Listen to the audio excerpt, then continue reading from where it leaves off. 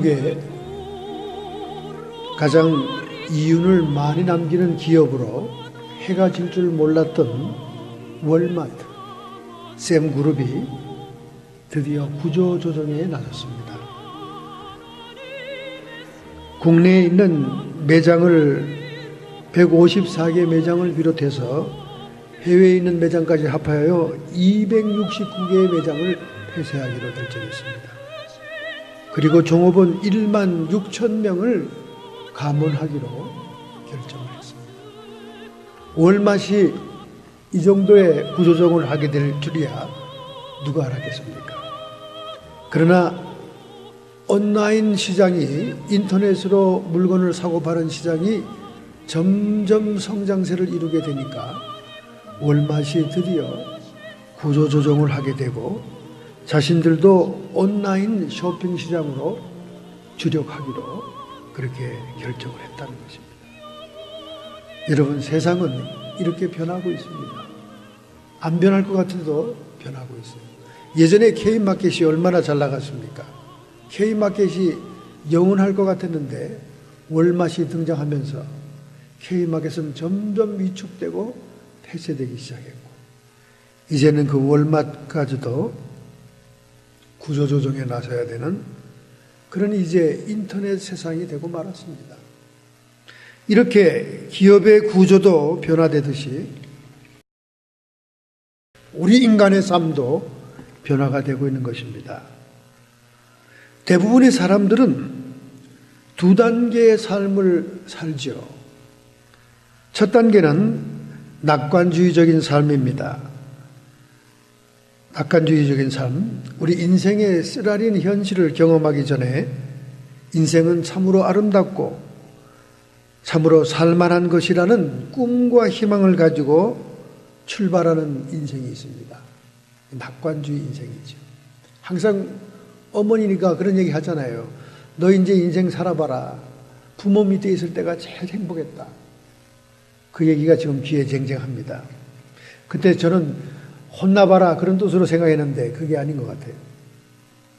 정말 우리 첫 단계의 삶은 부모의 은덕 아래서 낙관주의적이고 인생은 살만한 아름다운 그런 삶을 살지요. 그렇게 살다가 우리는 인생의 실패와 쓴맛을 보게 되지요. 각박한 인간관계에 통해서 냉정한 현실을 직시하게 됩니다. 그것이 바로 두 번째 삶이죠. 현실주의적인 삶입니다. 그래서 용기도 패기도 인생의 꿈도 잃어버리게 되고, 그리고 점점 현실에 순응하면서 그냥 하루하루를 충성스럽게 살려고 하는 그런 마음으로 제2의 인생을 살게 되죠. 그렇게 모든 사람들의 인생은 그것으로 끝납니다. 그러나 하나님이 원하는 우리 성도의 삶은 그것으로 끝나서는 안 된다는 거죠. 성도의 삶은 하나님이 기뻐하시고 의미 있는 삶으로 전개되고 발전해야 된다는 겁니다. 그런 의미에서 오늘 여러분과 저의 모든 인생을 한번 검토해보는 시간이 될 필요가 있습니다.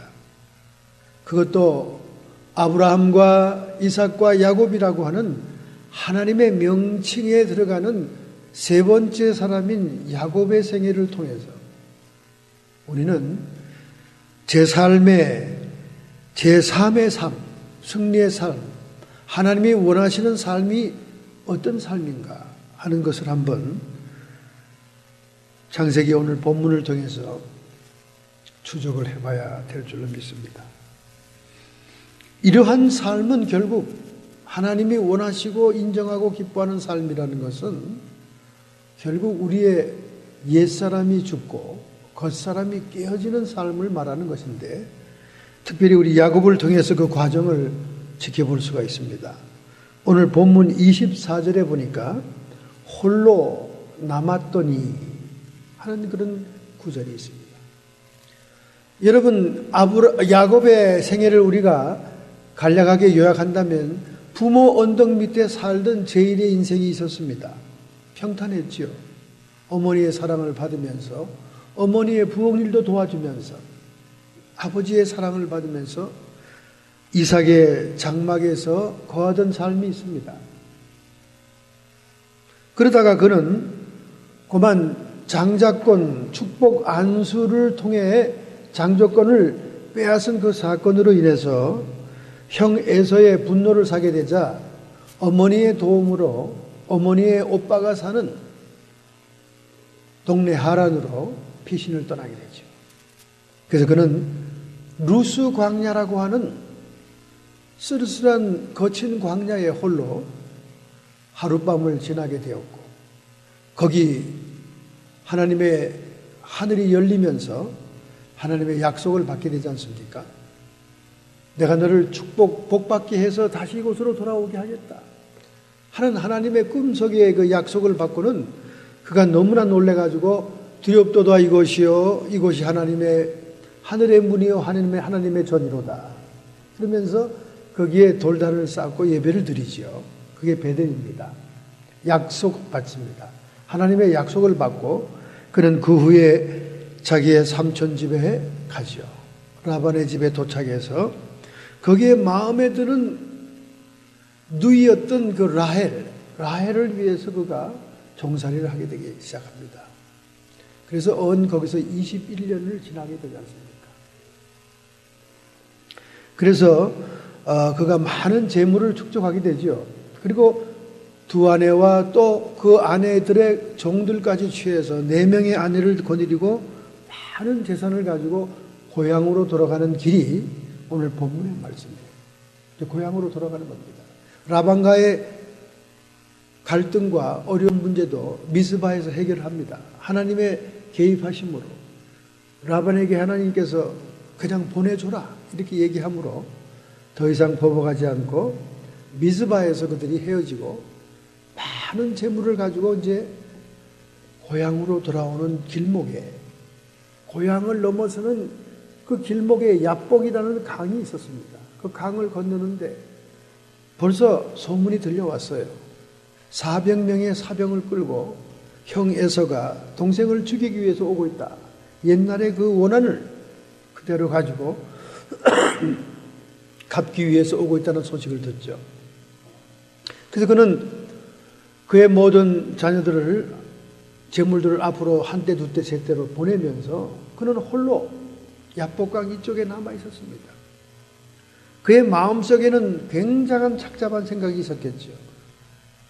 앞으로 보낸 그 모든 진들이 에서에 의해서 분노가 풀리지 않는다면 결국 자신은 거기서 혼자라도 도망갈 생각을 했을 것입니다. 그러나 그 밤에 그는 거기에 홀로 남게 되었더라. 여러분, 야곱이란 이름 히브리 말의 뜻은 발꿈치를 걸어 넘어뜨리는 자. 그가 에서와 쌍둥이였지 않습니까? 쌍둥이인데 그 에서의 막 발꿈치를 잡아당기는 그런 사람이었다는 거죠. 그 다음에 속이는 자, 야곱이라는 말은 속이는 자라는 뜻이에요. 그 다음에 대신 차지하는 자. 정말로 에서의 장자권을 대신 차지해서 아버지의 축복을 받지 않습니까? 이름의 뜻대로 그는 굉장히 약삭 빠르고 자기의 인생에 필요한 것들을 챙기는 모습을 보여주고 있는 거죠. 오직 자기 중심적인 삶을 사는 모습을 보여줬습니다. 그는 장자권을 탐냈고 그래서 피곤해 지쳐 사냥하고 돌아오는 허기진 형에게 팥죽 한 것을 주면서 장자권을 받지 않습니까? 그리고 그 아비, 소경이 된 아비를 속여서 축복 안수를 받게 되죠. 그 원한이 지금 에서에게 남아있는 겁니다. 그리고 결국 그는 또 라반의 집에 오니까 아리따운 미인과 결혼하기를 원했고, 그리고 그는 많은 부를 차지하게 됐죠. 이와 같은 그 인생에 추구하는 모든 방향은 정말 육적인 사람, 자기 중심적인 사람이 추구하는 그런 전형적인 모습입니다. 어쩌면 여러분과 저도 세상에서 그런 모습을 추구하는 사람이었음을 알 수가 있는 거죠. 그런데 이러한 자기 중심적인 사람들이 인생의 밤과 시련을 만나기 전까지는 절대로 거기서 벗어나질 못합니다. 절대로 거기서 깨어나질 못해요. 야곱도 인생의 밤을 만나죠. 라반 삼촌에게 속임을 당해서 라헬이 아닌 레아 언니를 첫날 밤에 거두게 되었고, 그래서 더 많은 7년을 더 머슴살이 해야 되고, 그리고 약삭빠른 그 라반의 삼촌 그 조카들이 야곱이 이 재물을 취하지 못하도록 점 있는 얼룩 있는 그런 양만 야곱에게 취하도록 그렇게 계약을 맺어서 마지막 농사에 목축에 임하게 하지만은 결국 하나님의 축복, 하나님의 관여로 인해서 기적적인 점백이, 얼룩이가 많이 생기게 되죠. 그래가지고 그 야곱이 불을 취하게 됩니다. 하나님의 축복으로 이제 불을 취하게 되는 겁니다. 이런저런 이제 시련을 겪고 이제 고향으로 돌아가는 그 시점에 그는 마지막 시련이 바로 에서 형님에게부터 오게 된 거예요. 그래서 그는 이제 결판의 날입니다. 결정의 날이에요. 도망갈 것이냐, 마주 대할 것이냐. 그는 약복강가에서 하나님께 울부짖고 부르짖는 간절한 기도를 하게 되는 거지요. 그래서 우리는 이런 환난을 직면하기까지는 자기를 벗어나지 못합니다. 자기를 벗어나. 그러나 그가 약복강터에 밤이 맞도록 홀로 남아 있을 때 스스로 자기를 직면하게 되더라 하는 것입니다. 사람이 홀로 남고 자기를 직면하게 되면 자기를 보게 됩니다. 그게 가장 최소한 양심의 단이라고 우리가 할 수 있죠. 양심. 자기 양심을 비추어서 자기를 살펴보는 거죠. 이걸 이진법적인 삶이라고 그래요. 이진법적. 나는 양심을 따라 살았다. 이렇게 얘기하는 사람 여러분 많이 들었죠? 나는 양심을 따라 살았다. 그런 말 흔히 성경에도 나옵니다. 사도행전 23장 1절 바울이 공회를 주목하여 가라되 여러분 형제들아 오늘날까지 내가 범사의 양심을 따라 하나님을 섬겼노라 하거늘. 양심을 따라 하나님을 섬겼다. 그가 양심을 따라 하나님을 섬겼지만은 잘못 섬겼죠. 잘못 섬겨서 나사렛 예수의 교단, 예수님을 따르는 추종자들을 그가 핍박하는 사람이었잖아요. 그는 스스로 양심을 따라 하나님을 섬긴다는 예로 예수 믿는 사람들을 박해했죠. 디모데전서 1장 19절에 보면 믿음과 착한 양심을 가져라. 어떤 이들은 이 양심을 버렸고 그 믿음에 관하여서는 파산하였느니라. 우리가 믿음의 세계로 들어올 때도 양심이 예수님의 보혈로 씻김을 받아야 되는 겁니다. 그런데 씻김을 받기 전에 양심을 따라 산다고 사람들이 장담을 하죠.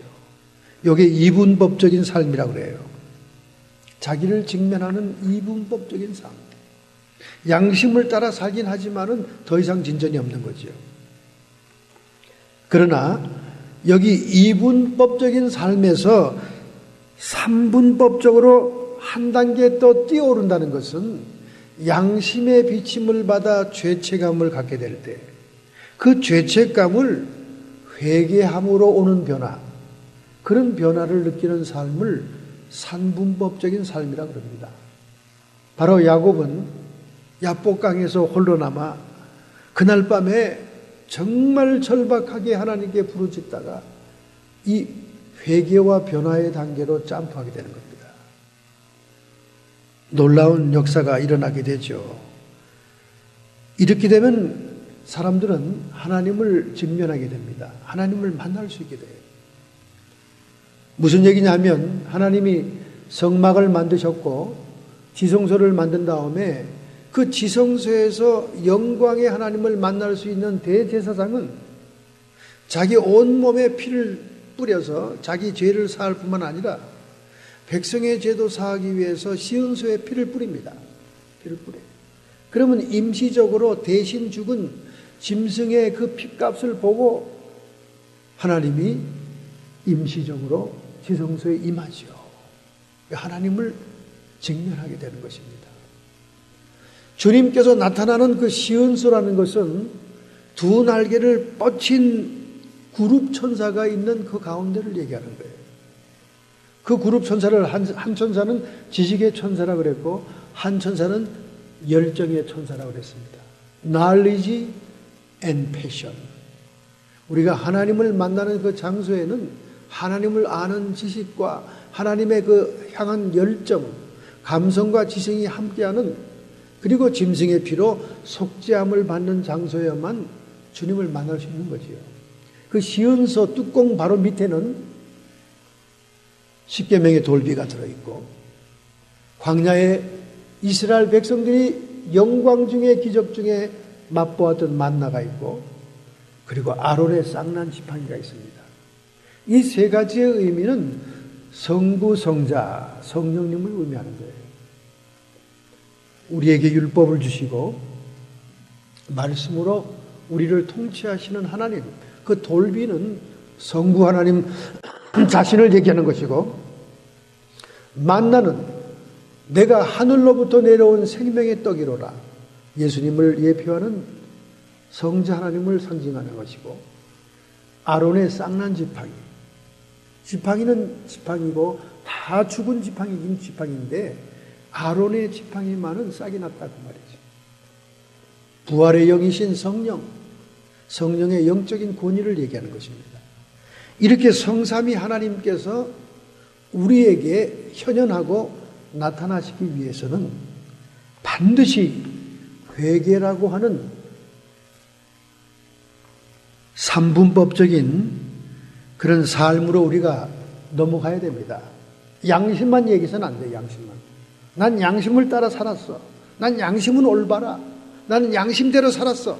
이렇게 하면 안 돼요. 왜냐하면 그 양심이라는 것은 화인 맞을 수 있고, 양심이라는 것은 무뎌질 수 있고, 양심이라는 것은 예수님의 보혈로 씻기기 전에는 온전한 표준이 될 수가 없는 거예요. 그래서 이분법적인 삶을 사는 사람들이 많습니다.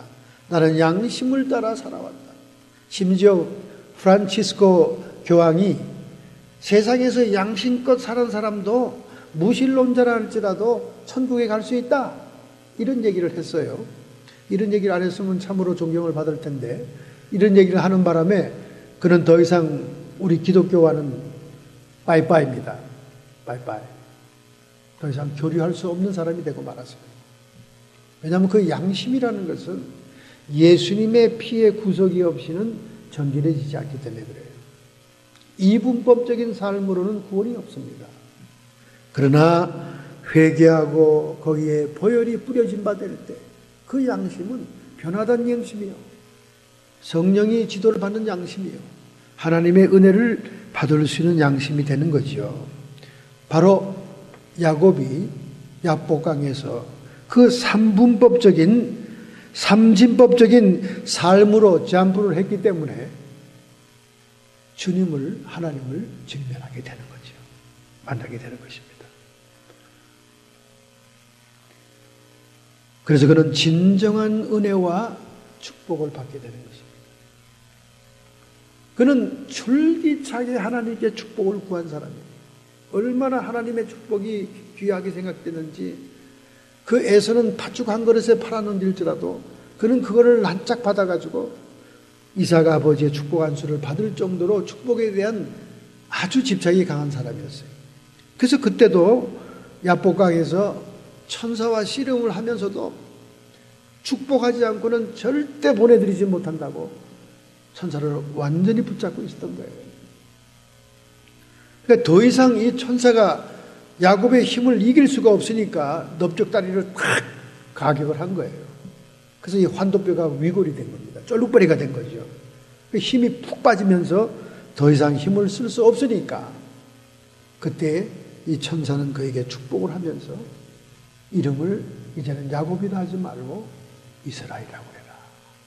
야곱, 발꿈치를 집어 넘어뜨리는 자, 속이는 자, 대신 차지하는 자가 아니라 이스라엘, 히브리 말뜻으로는 하나님께서 그를 위해 싸운다는 이름으로 바꿔준 것입니다. 진정한 하나님으로부터 오는 축복을 받는 사람으로 변화시켰다는 말이죠. 할렐루야. 그러므로 우리는 홀로 자신을 직면하는 순간이 필요합니다. 사람이 너무 분주하고요, 너무 바쁘고 너무 삶이 재밌으면 자기 스스로도 직면할 수가 없어요. 자기가 어떤 사람인지를 모릅니다. 그러고는 허송세월을 하지요. 허송세월을 합니다. 많은 사람들의 간증을 보면 그런 세월을 살았다는 간증들이 많습니다. 특별히 지식층, 인텔리전스하고 전문 직종을 가지고 있으면서 상당히 자존심이 강한 사람들은 자신에 대해서 너무 자만하죠. 너무 자만하죠. 제가 한번 간증했던 그 닥터 얘기가 있지 않습니까? 얼마나 자신이 미국에서 유학을 하고 의학기술에 대한 밝고 수술을 잘하는 사람인지 그 사람의 그 자존감이라는 건 이루 말할 수가 없고 병원에서 그 사람을 상대할 수가 없을 정도로 교만했습니다. 그런데 이유를 알 수 없는, 원인을 알 수 없는 것으로 집안 식구들이 죽는 거예요. 자기 동생이 죽고 삼촌이 죽고 자꾸 죽어요. 넌지시 겁이 나는 거지요. 의사로서 자기 동생도 진단하고 삼촌도 진단해봤지만은 별다른 병명이 없었는데 그들이 죽으니까 굉장히 고민하는데 동생이 죽은 장례식에 참석하고 나오는 그 순간에 갑자기 어디서 들려오는 음성인지 모르지만 다음 차례는 너다 하는 소리를 들은 거예요. 무릎에 힘이 탁 빠지면서 주저앉았습니다. 아니 다음 차례는 나라니, 내가 의사인데, 그리고 잘 나가는 의사인데, 그러면서 툭 주저앉아가지고 내가 헛소리를 들었지. 그리고는 무릎을 툭툭 치고 나오지 않습니까? 물론 이분은 교만하기 짝이 없었지만은 그 고려대학 병원에 신우회에 성경 공부에 열심히 참석하고 또 신앙생활 하는 사람이었어요. 그러니 자기는 더더군다나 하나님의 백이 있으니까 다음은 네 차례야 하는 말이 우습게 들렸겠죠. 근데 그는 그의 원인을 알 수 없는 그 뇌 종양이 그에게 닥쳐오지 않습니까? 점점 시력을 잃어가면서 눈이 보이지 않더니 결국은 뇌가 아파오기 시작하고 그의 친구 뇌 전문 의사에게 진단한 결과 뇌에 종양이 있다는 소식을 듣게 됩니다. 그때야 비로소 그는 야곱처럼, 야복강가의 야곱처럼 절박한 순간에 하나님을 부르지 않습니까? 그렇게 아내가 열심히 신앙생활하는 것을 저주하고 별로 싫어하고 좋아하지 않던 그가 이제는 아내를 오히려 일깨워서 더 열심히 교회 나가 예배에 참석하잖아요.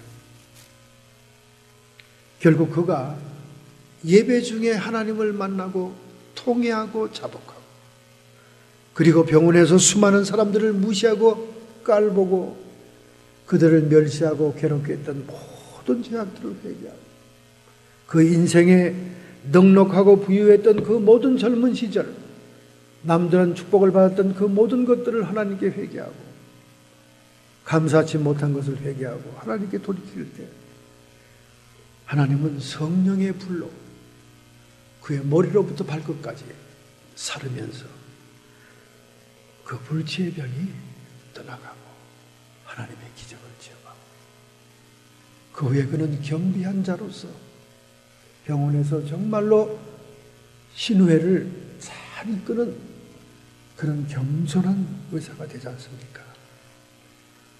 여러분, 우리도 나 자신을 직면해야 됩니다. 야복강 나루토의 야곱이 에서 형을 만나기 전에 먼저 자기를 직면해야 됐던 것처럼 우리도 하나님이 인정하시고 기뻐하시는 인생을 살기 원한다면 자신을 그것도 이진법적인 삶에서 끝나면 안 돼요. 나는 양심대로 살았어.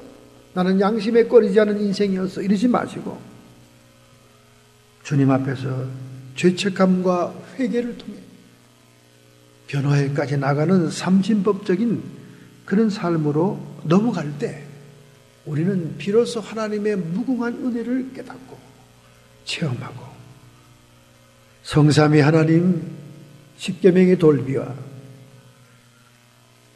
만나의 항아리 생명의 떡이신 예수님과 아론의 쌍난 지팡이 성령의 하나님 부활의 영이신 주님을 지성소에 만나는 것처럼 주님의 영광의 빛 앞에 주님의 영광의 영이 우리와 함께함을 보게 될 줄로 믿습니다. 할렐루야. 베드로전서 4장 14절에 말씀합니다. 너희가 그리스도 예수의 이름으로 욕을 받으면 복이 있나니 복이 있는 자로다. 영광의 영 곧 하나님의 영이 너희 위에 계십니다. 여러분과 제가 예수님 이름 때문에 핍박을 받아보고 박해를 받아보고 고통을 받아본 기억이 있다면 정말 주님의 영이 함께하는 체험도 할 것입니다. 저는 조금이나마 군대 생활할 때 그 군대 부관한테 굉장히 핍박을 받은 적이 있습니다. 근데 그 부관이 병이 나서 그 마산인가 어디에 그 폐병 휴양소에 갔다 온 그 후에 저를 막 찾았다는 얘기를 저희 후배들한테 들었습니다. 아마 그가 그 폐결핵을 치료하면서 회개하지 않았는가 이렇게 생각이 됩니다. 그래서 저는 이미 제대를 했는데 그 후에 저를 찾았다는 얘기를 제가 후배들한테 들었어요. 엄청난 핍박을 받았죠. 굉장히 정말 제가 그 부대에 그 믿는 사람 다 책임지는 사람이었기 때문에 예배를 인도하거나 집회하는 거에 있어서 굉장한 핍박을 받은 적이 있습니다. 그러나 그때도 제가 주님의 이름으로 핍박을 받는 것이라면 그것이 도리어 하나님께 영광이라는 생각으로 잘 참아낸 적이 있습니다. 베드로전서 1장 7절 너희의 믿음의 시련이 불로 연단하여도 없어질 금보다 더 귀하며 예수 그리스도에 나타나실 때에 칭찬과 영광과 존귀를 얻게 하려 합니다. 할렐루야.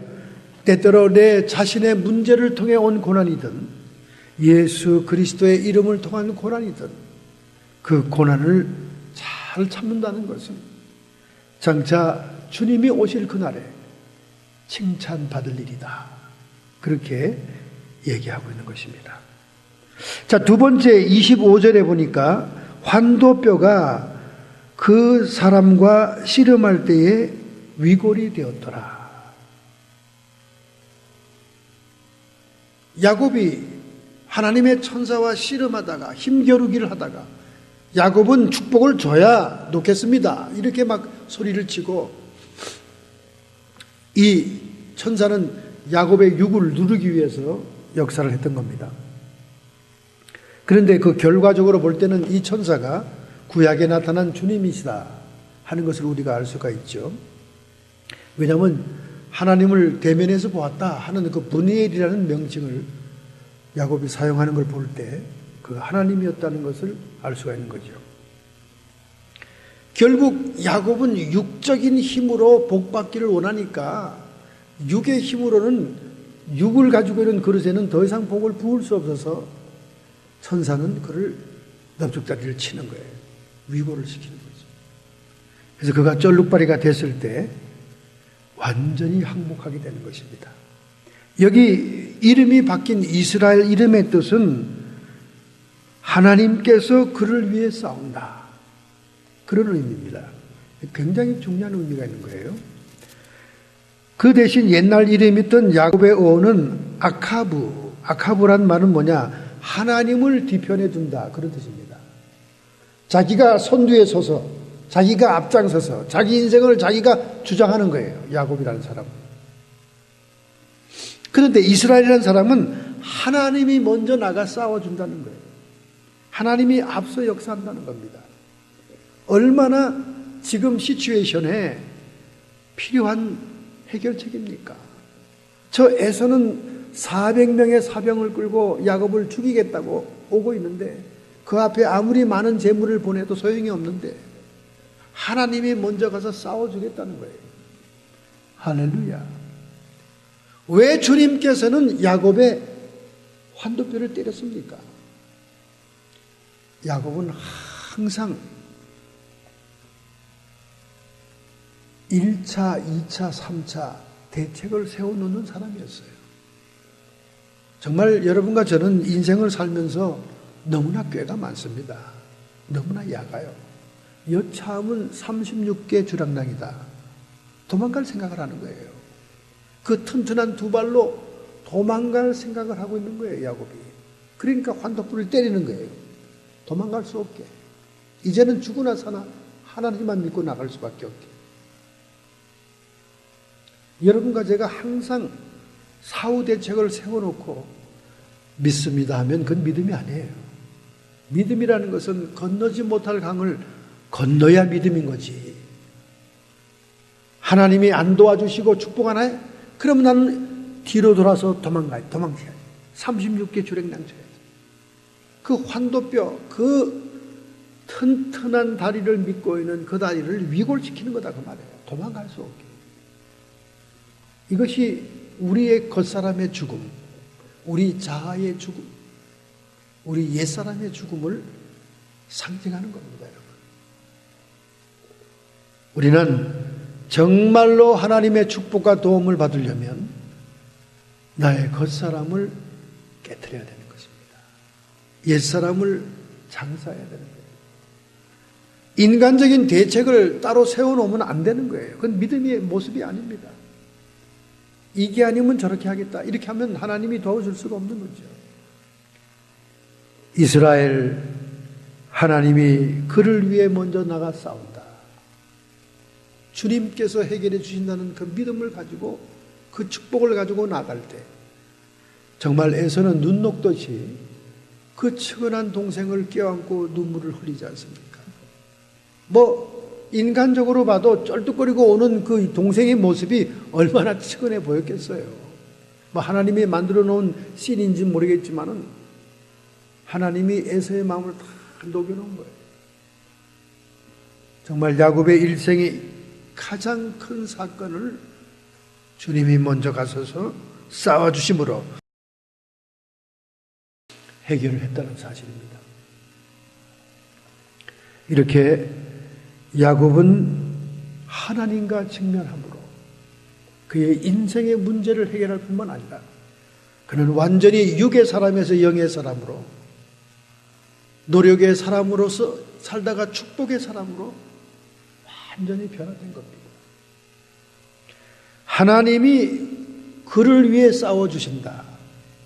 이게 하나님의 전적인 은혜를 얘기하는 거예요.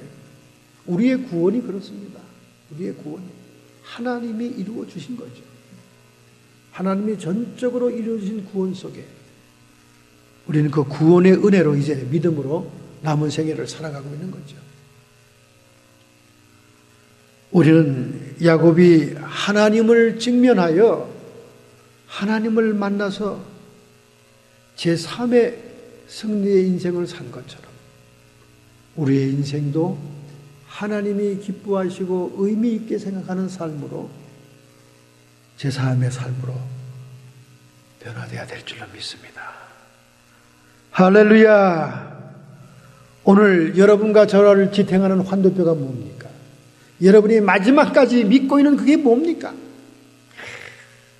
이거는 하나님이 관여하지 않아도 내가 요거 하나 버티고는 내가 살 수 있지 하는 그 환도뼈까지도 부러져야 된다 그 말이에요. 사람마다 다 하나씩 있습니다. 다 하나씩 있어요. 자기가 믿는 구석이 있다 그 말이에요. 그 믿는 구석이 있어야 다 하나씩. 그 환도뼈가 부러져야 되는 거예요. 하나님 앞에 깨져야 되는 겁니다. 여러분과 제가 믿는 구석이 뭡니까, 여러분? 그 하나 의지하는 거 있잖아요. 그것까지도 다 자기 중심적인 삶에서 하나님 중심의 삶으로 그가 하나님을 대면하고도 살았다는 기쁨, 분이엘을 지날 때 태양이 솟았고 찬란한 해가 빛났습니다. 그의 인생의 근본적인 문제가 해결이 된 거죠. 할렐루야! 정말로 우리는 야곱이 이스라엘이 된 것처럼 우리 인생에 변화의 역사가 일어나야 될 줄로 믿습니다. 우리 주변에도 여러분 변화되는 게 많아요. 태양 에너지 산업이 뜨고 석유 산업이 지고 있다는 겁니다. 미국의 고용 규모를 조사해 보면 지금 태양 에너지 산업의 종사자는 20만 명이 넘었습니다. 20만 5천 명이고 그 다음에 석유 종사자는 18만 6천 명이라는 거예요. 태양 에너지에 사람들이 더 많이 고용되어 있다는 겁니다. 더군다나 요즘처럼 원유값이 폭락하고 있을 때니까 점점 석유 산업이 지고 있습니다. 세상도 변하고 있는 거죠. 미국이 세계에 가장 많은 선교사를 파송했습니다. 그런데 한국은 2015년도에 전 세계 171개 국가에 27,205명을 파송했습니다. 대단하죠. 대단합니다. 우리 한국이 이렇게 세계적으로 쓰임받을 줄 누가 알았겠습니까? 중국 주변의 국가에 4,162명이 가 있고 미국에는 2,668명, 필리핀에 1,672명, 그 다음에 일본에 1,494명, 인도에 1,659명, 태국에 854명, 인도네시아 769명, 캄보디아 744명, 러시아 연해주에 639명, 중동에 583명이 가 있다는 거예요. 기가 막히지 않습니까, 여러분? 우리 한국 선교사들이 세계 각처에 흩어져 있다는 것, 여러분과 저의 기도의 제목이 되어야 됩니다. 이들을 위해서 끊임없이 우리가 후원 기도해야 됩니다. 뿐만 아니라 같은 한반도에 살고 있는 북한은 14년째 기독교 박해국가 1등 국가입니다. 어떻게 이렇게 다르죠? 남쪽은 세계적으로 수많은 선교사를 파송하고 있고 북쪽은 14년째 세계에서 가장 기독교인들을 박해하는 1등 국가다 그 말이에요. 그래서 매년마다 7,000명씩 죽음을 당합니다. 7,000명씩 매년마다.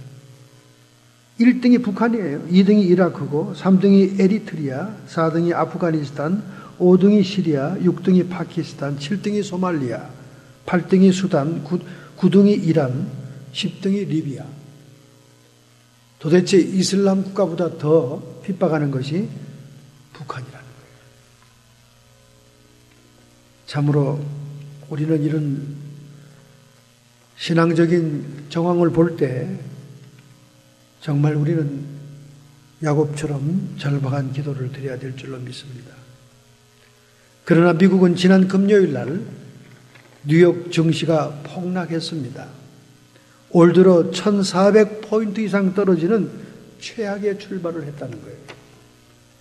중국 증시가 폭락했기 때문이 아닙니다. 미국 증시가 먼저 폭락했습니다.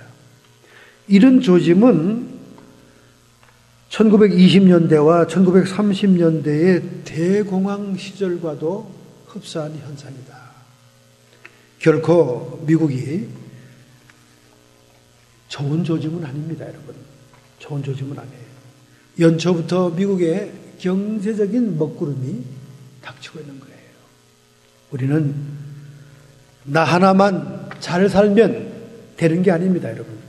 주변이 다 잘 살아야 되고 미국이 잘 살아야 되고 세계가 잘 살아야 돼요. 그러기 위해서 우리는 야곱처럼 야복강에 절박한 기도하는 야곱처럼 우리는 시시때때로 자신의 주변만 살피는 이기적인 그런 모습에서 벗어나서 우리 하나님께 기도해야 돼요.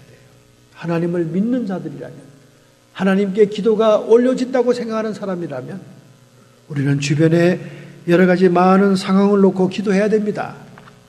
정말 위기예요. 2040년도가 되면 미국의 무슬림 인구가 유대인 인구를 추월할 것이다. 지금 현재 미국의 유대교회를 믿는 사람은 570만 명인데 2050년이 되면 무슬림 인구가 유대인을 훨씬 추월할 것이다. 여러 가지 많은 통계들이 나오고 있습니다. 우리는 시간을 짬을 내어서 그저 기다리고 시간 날 때마다 TV만 볼 게 아니라 우리 하나님께 자신의 문제가 아니라도 세계의 여러 가지 정황을 놓고 뉴스에 나오는 것을 보고 우리는 하나님께 기도해야 됩니다. 이것이 자기 중심적인 삶에서 떠나 하나님의 중심적인 삶으로 살아가는 하나님이 기뻐하시고 인정하는 삶인 줄로 믿습니다. 할렐루야. 여러분과 저는 더 이상 야곱이 아니고 이스라엘입니다.